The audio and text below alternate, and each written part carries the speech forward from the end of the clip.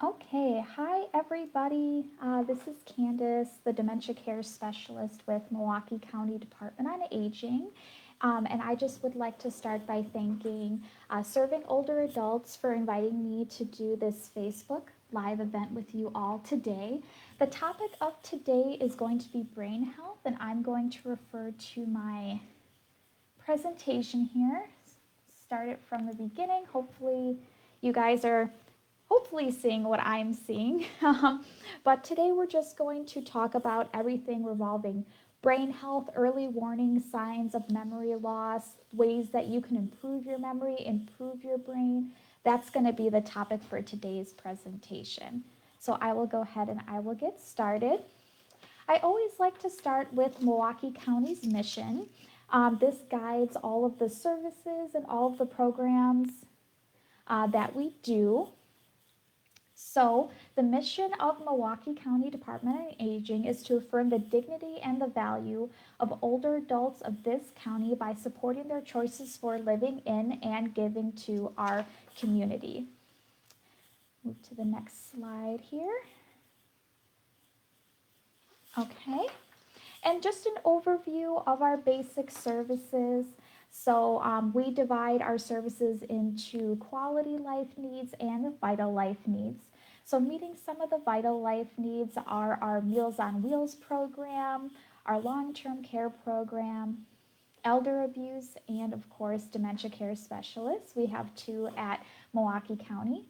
And then our quality life needs are our wellness programs, which I'll be talking about a little bit later in the presentation, and also some adaptations that we have made since COVID. Our senior centers, unfortunately, aren't having any in-person programs, but I've heard that they have been adapting some of their programs to virtual or online. All of our senior dining sites have converted to a curbside pickup. Not doing that in-person dining anymore, but that curbside pickup layout. And of course, our transportation services. We offer transportation to medical and dental appointments as well as to the grocery store. Okay, so I would like to start off, of course, by talking about what a dementia care specialist is. A lot of people haven't heard of us, so I always just like to give a brief little introduction if you haven't heard about dementia care specialists before. So we currently house about, I think, like 34 dementia care specialists serving 54 counties throughout the state of Wisconsin. You can see that picture on the right-hand side. All the counties that are in purple currently are being served by a dementia care specialist, and then the little boxes in green are tribes that are currently being served by their own dementia care specialist for that specific tribe, which is great. One day we hope to have, dementia care specialists in every single county, so fill in these white counties here one day with dementia care specialists. But we actually have three main goals to our job. So the first one is to support the ADRC staff and county programs to better be prepared with knowledge and the resources to support individuals with dementia and their families. The second one is to act as a catalyst to create dementia-friendly communities. We can work with businesses, employers, local organizations, and the community to raise awareness of the unique needs of individuals with dementia and their families. And lastly, and most importantly, is to assist individuals who are currently living in our community who have dementia to make sure that they can remain as independent and safe in their homes, as well as providing support and education to their family caregivers to make sure that they feel supported as well and that they can continue to caregive for their loved one. Okay, so what do dementia rates look like right now in our state of Wisconsin? This is always really important information to have because some folks I talk to maybe don't realize like how many people are actually getting diagnosed with different types of dementia nowadays. So currently in our state, we have 120,000 people who have some form of a dementia diagnosis. That's enough people to fill Lambeau Field and Miller Park at the same time. That is a lot of people. In the year 2025, that number jumps to 130,000 people. So the amount of people who are getting diagnosed with these types of diseases are just climbing and climbing and getting higher and higher. At the age of 65, 1 out of 9 individuals will have some form of a dementia, and at the age of 85, half of that group, so 1 out of 2 individuals, will have some form of dementia. Now, I would also just like to note that 70% of people who actually have dementia stay living in the community for the duration of their disease process. A lot of people think like, oh, once you have dementia, you just go and you live in a nursing home. That's not the case. Also, Alzheimer's disease is not a mental illness, and it is the 6th leading cause of death right now in the United States. Okay, so what is dementia? I always like to clearly define what it is because some people aren't really sure, or they mix, Alzheimer's disease and dementia together thinking that they're the same thing, but they're actually 2 separate things. So dementia is a syndrome that describes a group of symptoms associated with a decline in memory and other thinking abilities that are lost. So for a person to be considered to have, quote unquote dementia, the following criteria must be met. So they have to have 2 or more of their core cognitive functions be impaired, like memory, coordination, critical thinking skills. 2 of those core functions have to be impaired. It has to be a change from their baseline. So, it has to be something that hasn't been their normal baseline throughout their whole life. So just for example, if somebody has had a horrible memory for their whole life, that's probably not going to change when they're older. But if somebody always had a very, very excellent memory, now they're starting to experience drastic changes, that's a change from their baseline. So that's what you're looking out for. And we'll talk more about those changes later as well. It affects their day-to-day life. So it affects their ability to complete tasks that they need to do to take care of themselves on a day-to-day basis. And it's not explained by something else. So it's not explained by depression, something else physically going on with them that is impeding their memory. And there are a few different types of dementia. So just to name a few, Alzheimer's disease is the most common. There's also Lewy body dementia, frontal temporal dementias, vascular, and also these quote unquote treatable dementias that I'll be talking about in a few slides.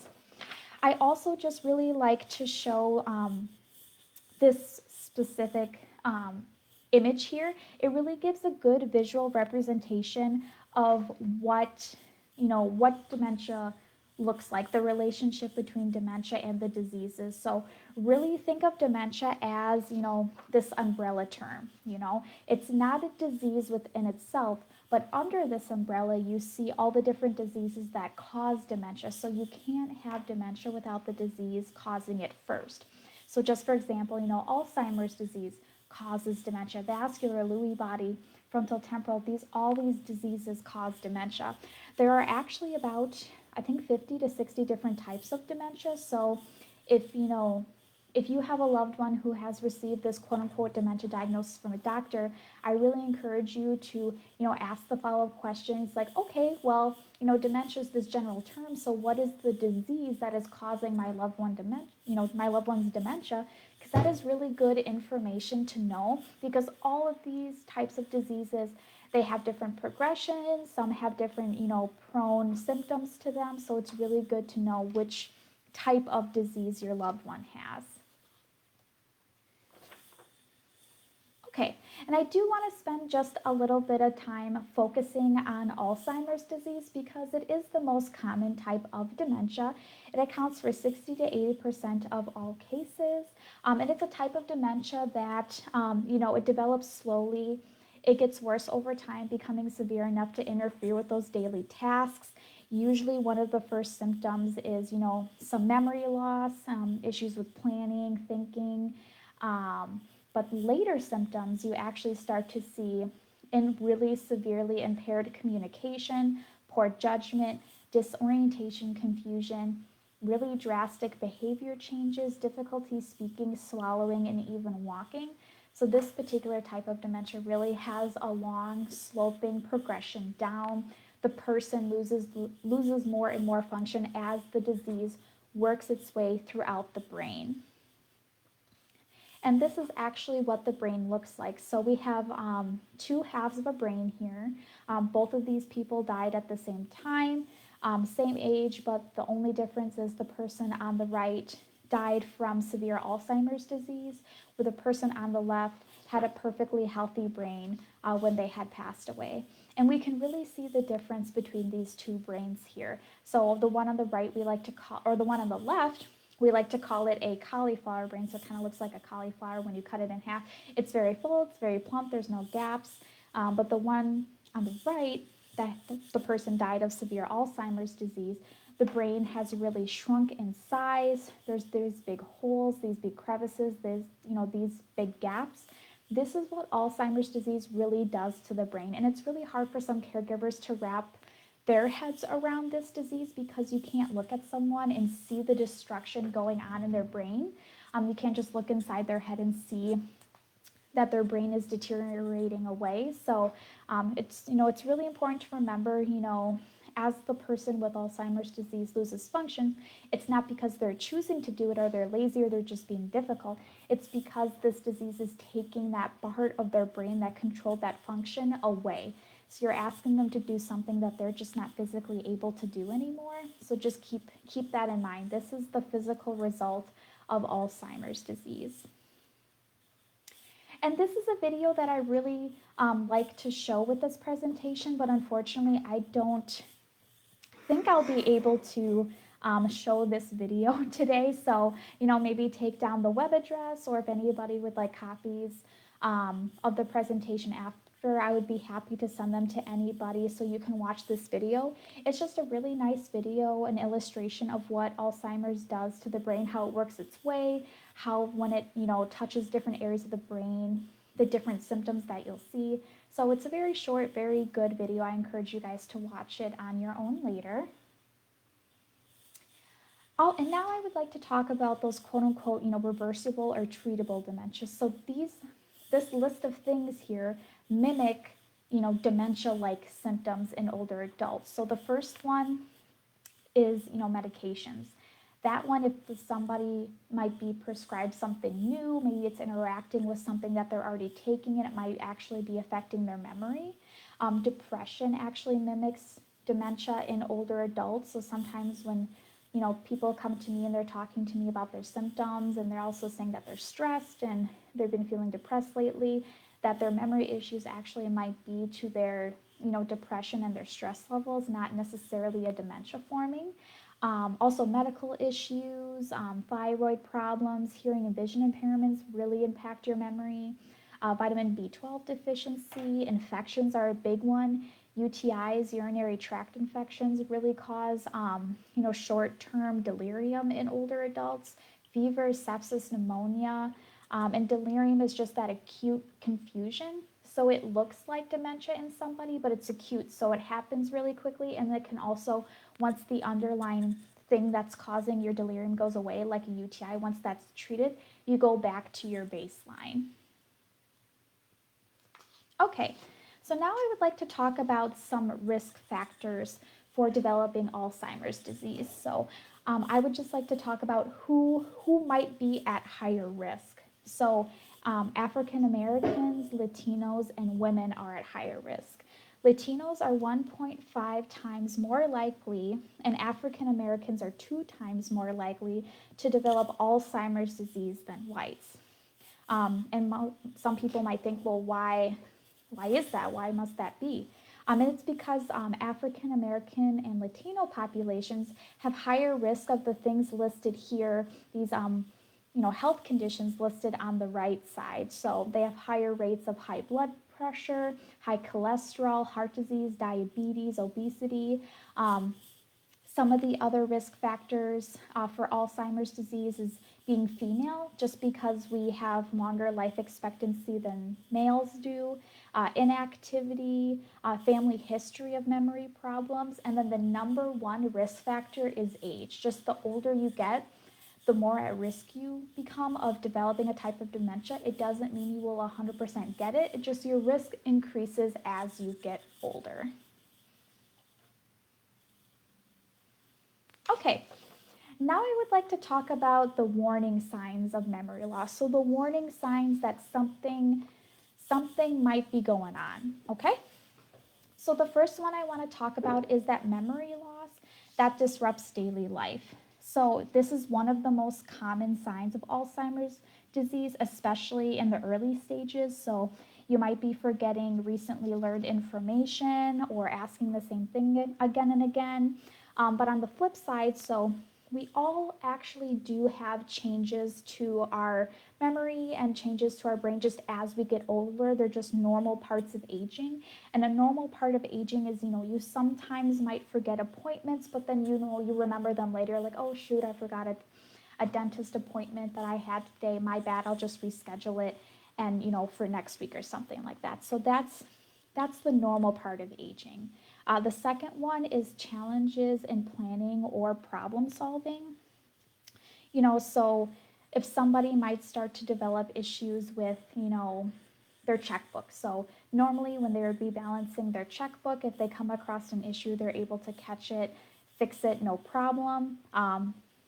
But if you're starting to develop some type of memory issue, you might, come across this same, you know, problem that you've come across in the past and you just don't know how to fix it. You literally get stuck.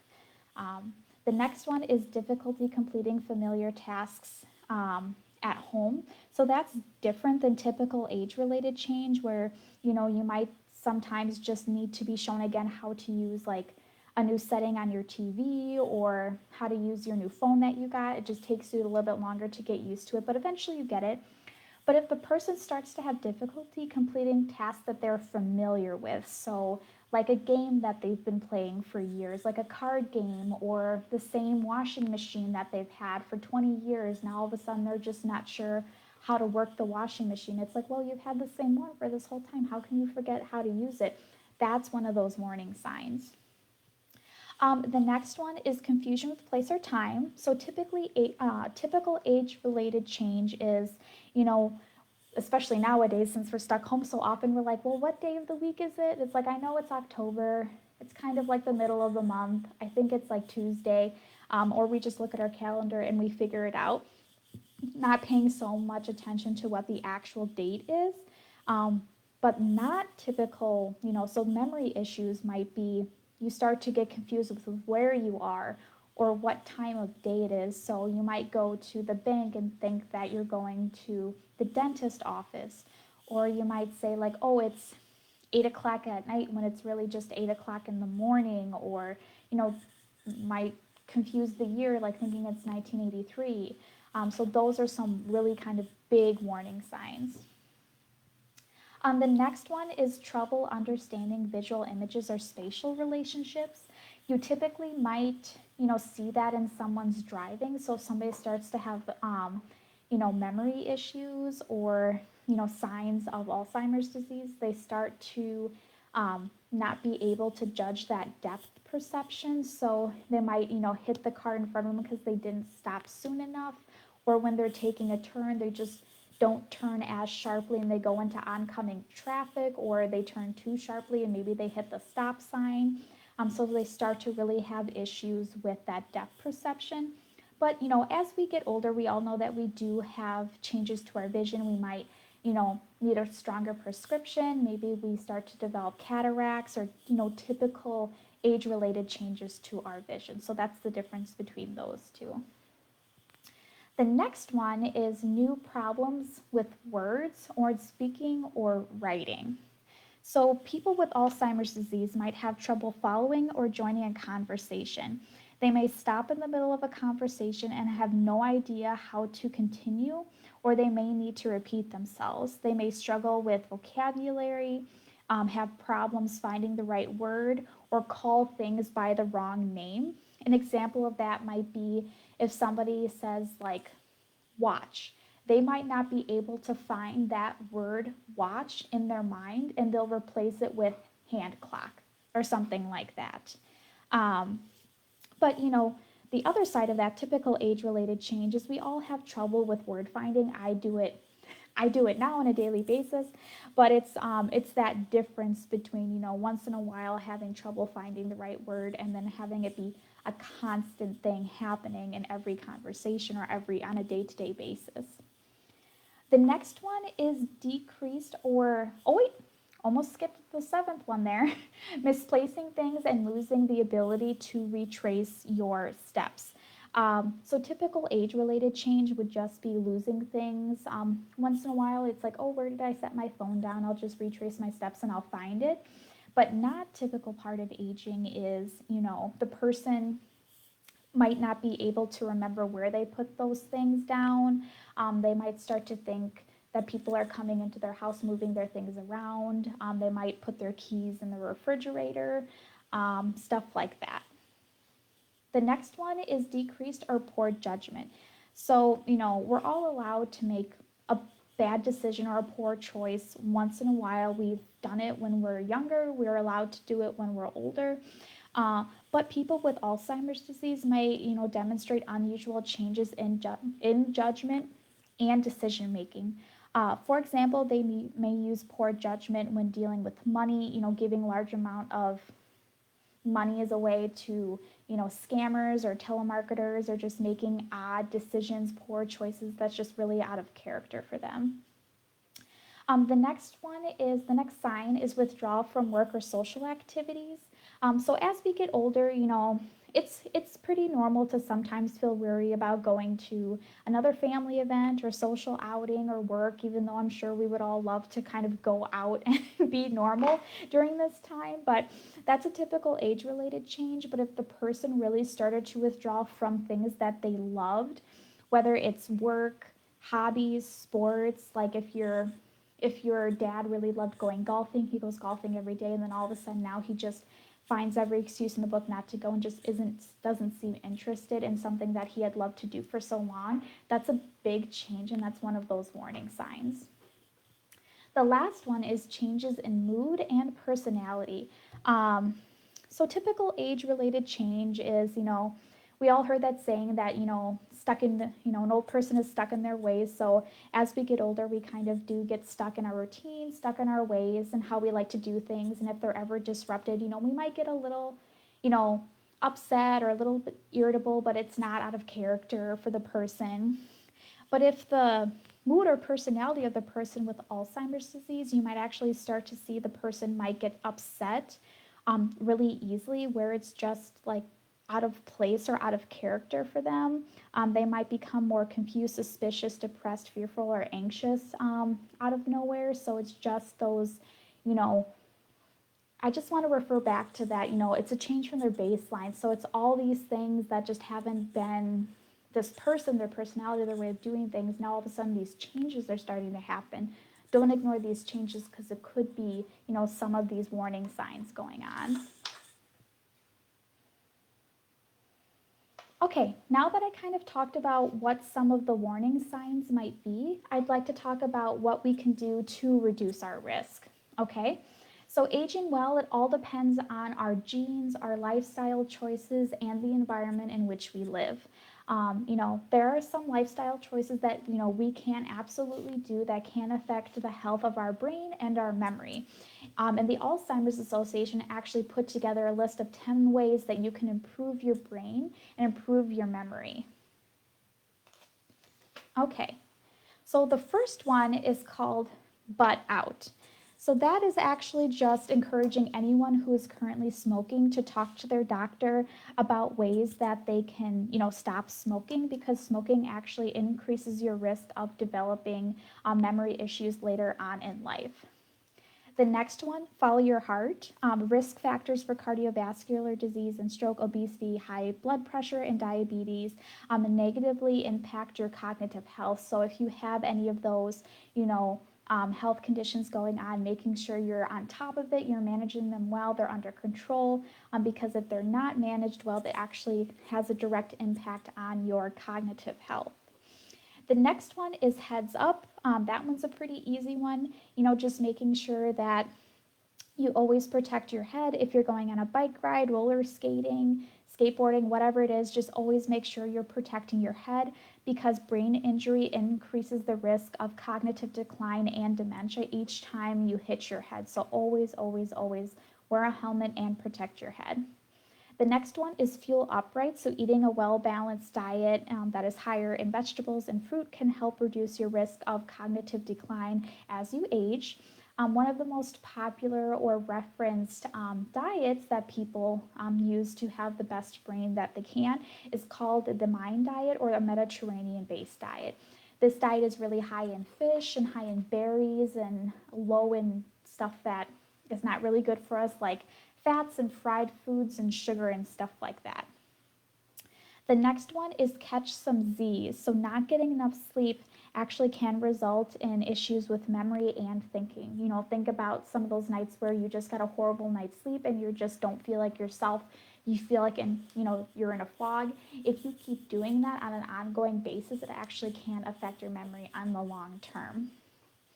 The next one is take care of your mental health. A lot of studies have linked depression and cognitive decline. So seek treatment if you're if you're going through a depression, anxiety, uncontrolled, stress.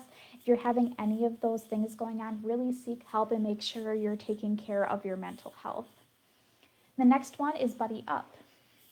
That one is actually linked to staying social. So staying social actually does wonders for our memory and our brain health. So find ways to, be part of your local community, share activities with friends and family. I know we have to be a little bit more creative nowadays because we're not able to be face to face as much as we used to, but if you are tech savvy, there are lots of really fun groups and activities and programs being offered virtually right now, drive-through visits and stuff like that. So just really making sure, even though we're apart, making sure we're still staying connected. The next one is stump yourself. So challenge your mind, playing a new game or doing a new hobby or just learning or doing something new. It actually helps your brain build new connections. So it actually helps your brain health to, learn new things and do new activities. The next one is break a sweat. So engage in regular cardiovascular exercise that elevates the heart rate and increases blood flow. Studies have shown that physical activity reduces the risk of cognitive decline, and I think they recommend like 30 minutes of exercise per day is the recommended amount for, I think, adults over the age of 50. And then the last one is hit the books. So, formal education will help reduce the risk of cognitive decline and dementia. So, it's always good to learn new things. We're never too old to learn anything new. So, taking an online course, maybe getting involved in reading a new book every month or just taking new classes online. So any of those things can help, your brain and help reduce your risk of memory loss later in life. Okay, so just overall, just to kind of, sum everything up that I just kind of talked about, manage your chronic health conditions. Really make sure you're taking care of yourself, because if you're not healthy physically, you're not going to be healthy, you have a risk of not being healthy mentally. So just really make sure you're taking care of your body and your chronic health conditions. Please take your medications properly, and please talk to your doctor or pharmacist about any side effects, or if you want to stop taking a medication. Talk to them about how you can stop taking the medication safely instead of just making changes on your own. You want to make sure you involve your doctor in those changes and what's going on and your side effects. And then, like I said before, the healthier a person is physically, the more likely that person is to be, cognitively healthy. And while there is no guarantee that, if you make all of these lifestyle changes, it will completely eliminate the risk of developing dementia, but, healthy living will certainly improve the odds of long-term cognitive health. So you'll be in a much better boat than you were before. And just remember, what is good for your heart is good for your brain.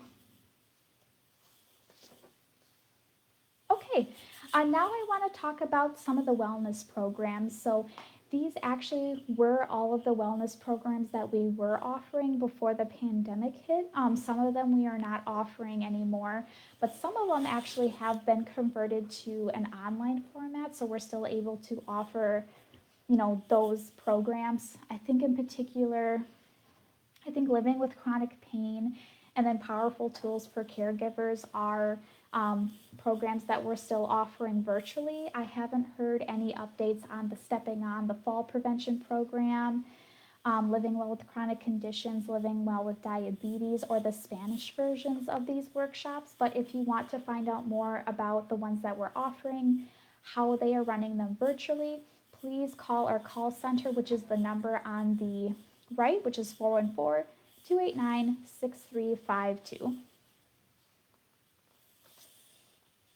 Okay, now I want to talk about why early detection for memory issues is so important. So screening for dementia, much like screening for other diseases and chronic conditions, is a good way to detect the changes and the signs of an onset of the disease, so therefore you can make changes or act sooner. Memory screens and early detections provide ability, to make those lifestyle changes early. It's an opportunity to make your future wishes known, so then you can make sure that you have the care and your wishes are honored later on when you're maybe not able to advocate for yourself. It's an early start for families to learn about dementia and caregiving, learn about the resources that are in the community, get connected to supportive services, and just learn more about, the disease, so, you can learn about what's coming so it's not so scary. Where to start? So it all starts with, one step in the right direction. So you might want to schedule a health or a memory screen, or check in with your doctor to get an exam. Review your medication list with your provider, because the less meds that you're on, the better for your health. So see if you can maybe cut some of those medications out of your regimen. Add one daily serving of fruit or vegetables to your diet. Maybe you want to start an activity journal or a health journal. Setting goals for yourself, writing them down helps us kind of achieve those goals. And then maybe getting connected to a new activity. So getting connected to a new group or a new hobby that you would enjoy to do.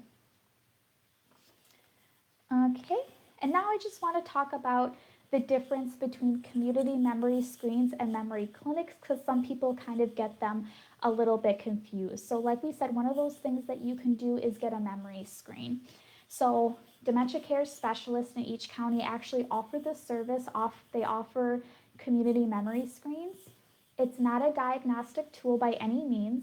The tool we use is actually only designed to detect for early changes in memory and nothing else. It can't tell us why to the extent that the changes are happening. It's just designed to detect for those early signs of memory loss.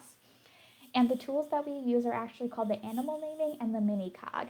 So that's just like a very basic detection tool.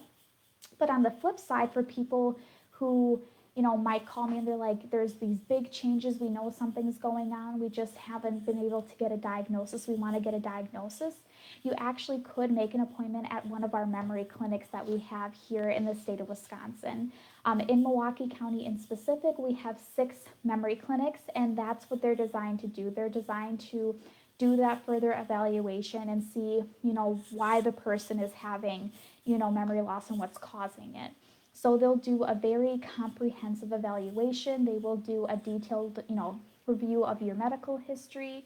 They might do a physical, neurological examination, cognitive assessments. They might even order some lab tests to make sure you don't have like an infection or something else going on that might be infecting your memory.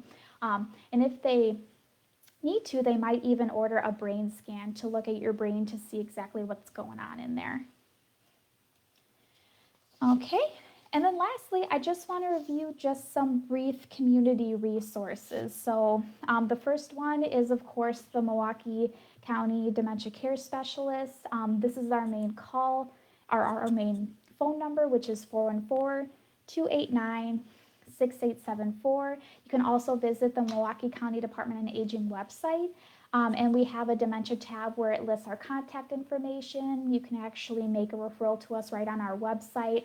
Also lists some other services and programs that we provide. Of course, Milwaukee County Department on Aging is a great kind of one-stop shop to find out all about local resources and getting kind of questions to answer. We serve anybody who is over the age of 60. And again, our main call center number is 414-289-6874. And then here is the Alzheimer's Association. So There we have a local chapter in Milwaukee. They do really great work.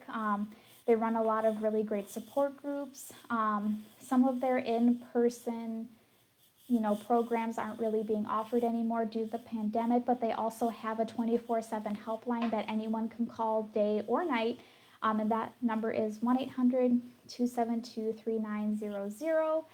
So you can, family members who might be caring for someone who has a type of dementia, they can call that helpline and talk to a real live person any time of day.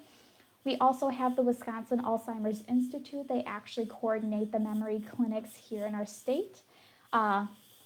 Memory cafes, they were happening in person. Of course, memory cafes are a social outing meant for a person who has a type of dementia and their loved one, caregiver, family member.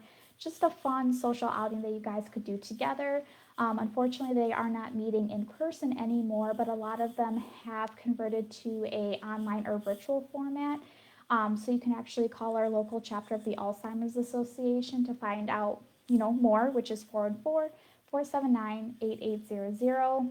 We also, of course, have our adult day centers. A lot of them, unfortunately, still remain closed, but 3 of them in the Milwaukee County area are currently open and accepting, new clients. Our senior centers, even though we can't go to them in person, a lot of them, like I said, are still offering virtual programming, curbside pickup for meals, and of course, we have our dementia-friendly communities. Okay, and that is the end of my presentation. I would just like to thank you all again so much for, listening in today. I hope you learned something. If you have, any questions, you can always post questions to, Facebook. We'd be happy to answer them, get back to you on any questions that you might have. So thank you again so much for joining me, and I hope you have a great rest of your day.